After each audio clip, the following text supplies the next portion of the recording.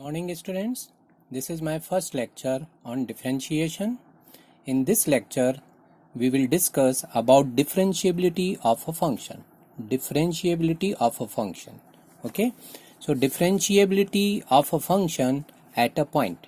So what is the definition of differentiability of a function at a point? So first we discuss the differentiability at a point. So let fx be a real valued function defined on open interval AB. Let C be any point on open interval AB. Then fx is differentiable at point C if limit x approaches to C, fx minus fc upon x minus c exists finitely. Means this limit exists finitely, then we say fx is differentiable at point C. Okay, so this limit is called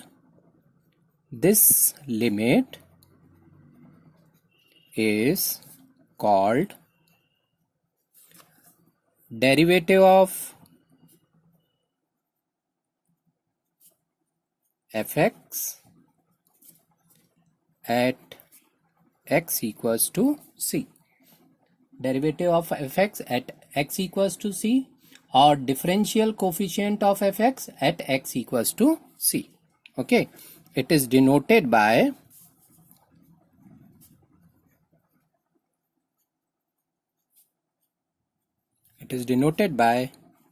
f dash c or dy by dx at x equals to c, or derivative of f at point C. So derivative fc.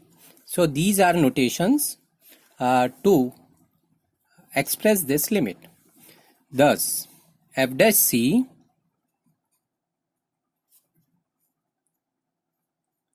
equals to limit x approaches to c fx minus fc upon x minus c. Okay, so this is f dash c.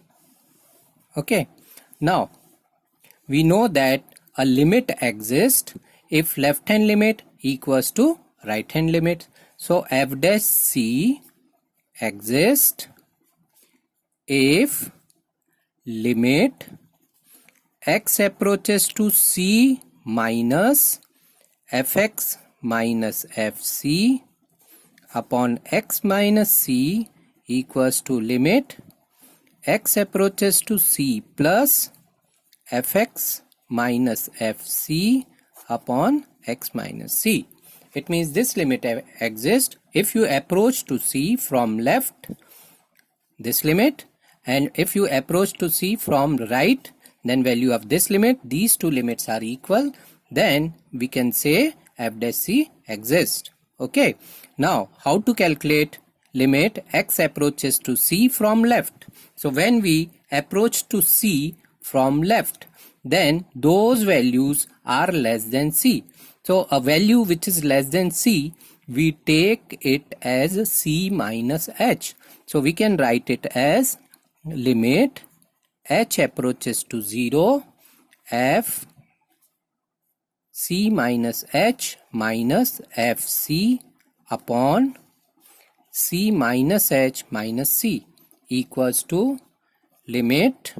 See, if you approach to c from the right side, then those values are greater than c. So if you take a value which is greater than c, then we take it as c plus h. So this is limit h approaches to 0 f c plus h minus f c upon c plus h minus c. So limit h approaches to 0, it is limit h approaches to 0 f c minus h minus f c upon minus h equals to limit h approaches to 0 f c plus h minus f c upon h. So if these two limits exist and they are equal, then we can say f dash c exists. this limit is called left hand derivative. Okay, this is also called or f dash c minus. This is also called f dash c minus, and this is also called f dash c plus. This is also called f dash c plus. So, or f dash c minus equals to f dash c plus, then f dash c exists. Okay, so clearly f dash c exists if left hand derivative equals to right hand derivative. Okay, so thus L f dash c equals to left hand derivative, है ना? Left hand derivative is also denoted by L f dash c equals to limit h approaches to 0 f c minus h minus f c upon minus h, and R f dash c equals to limit h approaches to 0 f c plus h minus f c upon h, and f dash c exists if L f dash c equals to R f dash c. Okay, so this is very important. Okay, तो यहाँ पे ये definition हो गई हमारी left hand derivative और right hand derivative. ठीक है, तो अब यहाँ पे हम इसको यूज करके हम देखते हैं कि किसी फंक्शन का किसी पॉइंट पे डिफरेंशिएबिलिटी कैसे चेक करेंगे. ठीक है, तो एक फंक्शन हम लेते हैं, बहुत कॉमन सा फंक्शन है हमारा mod x. ओके, तो एक क्वेश्चन लेते हैं हम. Show that fx equals to mod x is not differentiable at x equals to 0. ये हमने एक क्वेश्चन लिया. Show that fx equals to mod x is not differentiable at x equals to 0. तो x equals to 0 पे differentiability check करनी है, तो हम पहले देखेंगे L f dash 0. L f dash 0, यहाँ पे हम देखो c की जगह पे क्या रखना है, 0. तो ये हो गया limit h approaches to 0 f 0 minus h minus f 0 upon minus h. ठीक है, ये हो गया limit h approaches to 0 f 0 minus h is mod of 0 minus h minus mod of 0 upon minus h. So this is limit h approaches to 0 mod of minus h upon minus h. So this is limit h approaches to 0. What is mod of minus h? It is h upon minus h. So this is limit h approaches to 0 minus 1, and which is equal to minus 1. So what we have calculated? L f dash 0 equals to minus 1, or you can say left hand derivative at x equals to 0 is minus 1. Okay, now you calculate R f dash 0. So how to calculate R f dash 0? This formula we have to use. So this is limit h approaches to 0 f 0 plus h minus f 0 upon h. So it will be limit h approaches to 0 mod of 0 plus h minus mod of 0 upon h. So this is limit h approaches to 0 mod of h upon h. So this is limit h approaches to 0 1, and this is equal to 1. Now you can see this is minus 1 and this we are getting 1. So R f dash 0 equals to 1. So L f dash 0 equals to minus 1 and R f dash 0 equals to 1. So we can say since left hand derivative L f dash 0 is not equals to R f dash 0. This implies fx is not differentiable at x equals to 0. Okay, तो ये हो गया differentiability of f x equals to mod x at x equals to 0. अच्छा, हमने इसके पहले पढ़ चुके हैं कि जो मॉड एक्स है, मॉड एक्स इक्वल्स टू 0 पे कंटिन्यूअस है. ठीक है, हमने मॉड एक्स का एक कंटिन्यूटी की बात की थी, है ना. तो कंटिन्यूटी में हमने क्या देखा था, नोट, यहां पे एक नोट लेते हैं. F x equals to mod x is continuous at x equals to 0 but not differentiable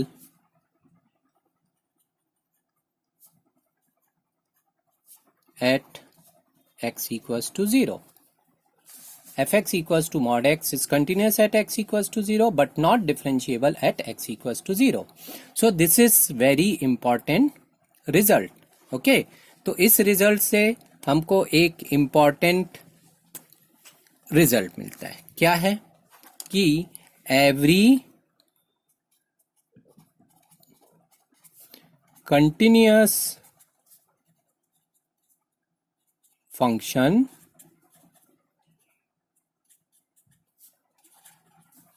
is not differentiable. Every continuous function is not differentiable. ठीक है, तो अब ये रिजल्ट हमको मिल रहा है. अब यहां से हम एक थ्योरम पे जाते हैं, है ना. एक थ्योरम है, थ्योरम ये है कि every differentiable function is continuous. ठीक है, और यहां पे हमको क्या मिल रहा है, every continuous function is not differentiable. तो यहां से हमको एक थ्योरम का स्टेटमेंट मिलता है. थ्योरम क्या है, every differentiable function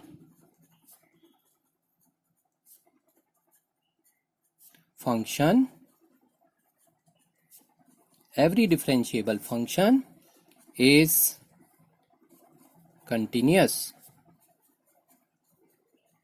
Okay, but converse is not true. Okay, ये कन्वर्स की बात हमने यहाँ पे कर दी है ना. अब अभी हमको ये देखना है ना, if part. Okay, every differentiable function is continuous. तो यहाँ पे हम लेते हैं, let f x be a differentiable function at x equals to c.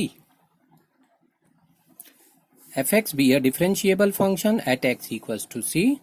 So thus f dash c equals to limit x approaches to c fx minus fc upon x minus c exist finitely.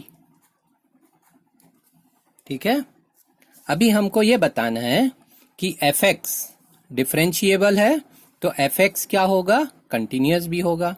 तो continuity की condition क्या रहती है, fx is continuous at x at point c if limit x approaches to c fx equals to fc. तो अगर हमने बता दिया limit x approaches to c fx fc के इक्वल है तो fx c पे कंटिन्यूअस हो जाएगा. तो अभी हम इसकी वैल्यू कैलकुलेट करते हैं, लिमिट x approaches to c fx. तो इसको हम लिख सकते हैं लिमिट x approaches to c fx minus fc upon x minus C into X minus C, ठीक है, और प्लस एफ सी, ऐसा लिख सकते हैं। देखो इसका जो सिंप्लीफिकेशन रहेगा, x माइनस सी कैंसिल हो गया, एफ सी कैंसिल हो गया, तो इसके ही इक्वल आएगा। अब देखो limit of sum of two function is sum of their limit, so this can be written as limit x approaches to c f x minus f c upon x minus c multiplied by limit x approaches to c x minus c plus limit x approaches to c f c, ठीक है। तो ये limit को हमने अंदर distribute किया। अब ये लिमिट हमको मालूम है, ये लिमिट किसके इक्वल है, ये लिमिट है एफ डैश सी के equal multiplied by limit x approaches to c, तो यहाँ पे c रखेंगे तो क्या आएगा 0 प्लस ये कांस्टेंट है, तो कांस्टेंट की लिमिट कांस्टेंट के ही इक्वल रहती है, एफ सी के इक्वल हो गई। तो यहाँ से हमको क्या मिला, यहाँ से हमको मिलता है this implies limit x approaches to c fx equals to fc. So what does it mean? It means that this implies fx is continuous at x equals to c. This implies every differentiable function is continuous, ठीक है। और यहां से हमको converse के बारे में भी पता लग रहा है, every continuous function is not differentiable. तो हम यहां से कन्वर्स के बारे में क्या लिख सकते हैं, we know that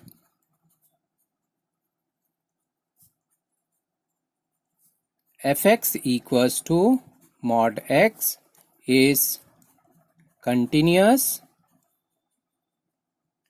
at x equals to 0 but not differentiable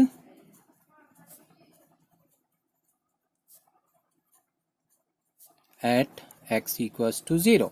This implies every continuous function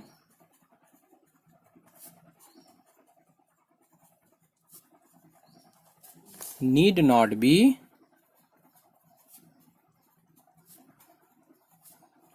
differentiable. Okay, तो इससे हमको क्या मिलता है, डिफरेंशिएबिलिटी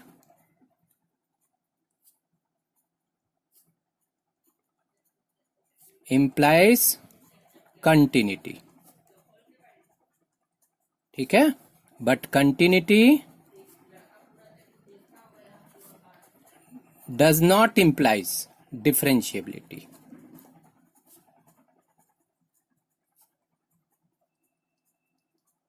ओके, तो ये इंपॉर्टेंट फैक्ट है। अब इससे रिलेटेड तुमको कुछ और क्वेश्चंस भी करने हैं, ठीक है। जैसे एक क्वेश्चन हम लेते हैं, show that fx equals to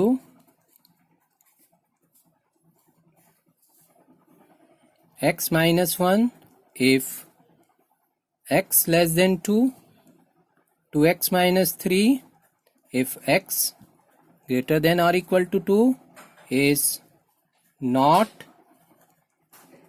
differentiable at x equals to 2, ठीक है। तो अब यहाँ पे 2 पे डिफरेंशिएबिलिटी चेक करनी है हमको, तो अभी हम चेक करेंगे f डैश 2 माइनस, जिसको हम क्या बोलेंगे, इसको हम बोलेंगे l f डैश 2। तो फॉर्मूला क्या रहेगा, limit h approaches to 0 f2 minus h minus f2 upon minus h, ये हो जाएगा limit h approaches to 0 2 minus h, 2 minus h 2 से छोटा है तो ये वाला फंक्शन यूज होगा, 2 minus h minus 1 minus f2 के लिए ये यूज होगा क्या, 2 multiplied by 2 minus 3 divided by minus h, ठीक है, ये है माइनस h। तो ये हो गया limit h tends to 0, 2 minus 1 1 minus h, और ये हो गया 4 minus 3 1 minus 1 upon minus h। ये आ रहा है लिमिट h टेंड्स टू 0, ये दोनों कैंसिल हो गए, minus h upon minus h 1, तो ये आ गया 1 के इक्वल, ठीक है, लेफ्ट हैंड डेरिवेटिव 1 के इक्वल आ गया। अब हम देखते हैं राइट हैंड डेरिवेटिव, है ना, तो f डैश 2 प्लस, ठीक है, जिसको हम क्या बोलते हैं r f डैश 2, तो ये होता है limit h tends to 0 f2 plus h minus f2 upon h, ये हो जाएगा limit h tends to 0 f2 plus h, तो 2 प्लस h में फंक्शन ग्रेटर देन 2 वाला लगेगा, 2 multiplied by 2 plus h minus 3 minus f2, तो f2 अभी हमने कैलकुलेट किया, f2 कितना है 4 minus 3 1 and divided by h, ये हो गया limit h tends to 0 4 plus 2h minus 4 upon h, 4 और 4 कैंसिल, तो ये आ गया limit h tends to 0 2h upon h, ये आ गया limit h tends to 0 2 and which is equal to 2.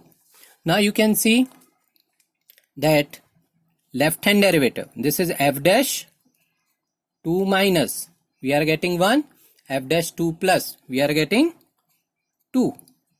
तो यहाँ पे हम लिखेंगे since f dash 2 minus is not equal to f dash 2 plus, this implies f dash 2 does not exist, ठीक है, तो इस तरीके से डिफरेंशिएबिलिटी हम चेक करेंगे, ठीक है। अब नेक्स्ट क्लास में हम देखेंगे जो डिफरेंशिएबिलिटी है या डेरिवेटिव ऑफ अ फंक्शन है उसका ज्योमेट्रिक मीनिंग क्या होता है, ठीक है, ज्योमेट्रिक मीनिंग क्या होता है, और डिफरेंशिएबिलिटी के 1-2 क्वेश्चन और करेंगे। Okay, thank you.